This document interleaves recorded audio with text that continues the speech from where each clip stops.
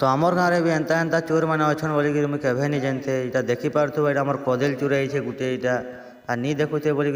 तो समस्त को मोर जोहार जय माँ समलेई वेलकम बैक टू मोर नीनो ब्लॉगिंग रे स्वागत कर। तो आज देखिपे यहाँ तो केड़े होकर यहाँ आमर यहाँ देखिपे ना फुलुचे यहाँ आम पाइप जेटा काण है जे आम घर ब्लास्ट हो बोलवा जड़े फुली तो तारपर देखसी मोर आँखटा पड़ी आसी आम कदेल गच के यहाँ 4टा कदेल फली देखिक मुझे खुश हो जासी। तापर 2-3 लोग को डाकी आनी सबको दे देसी। तो यहाँ देखिपे यहाँ सूर्यमुखी गजर सब आड़े फुटीगलान सूर्यमुखी फूल।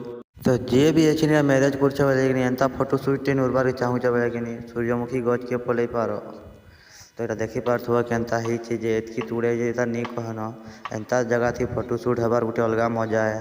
तो यहाँ देखिपे तुम मैंने देखिपे केन्ता पूरा एंता दिशुचे पूरा खुश लगे। तो तारपर यहाँ आम घर के गोटे एंता छोटे गोटे प्राणीटे पलि खाली कदेल कदेल खाली होचे न।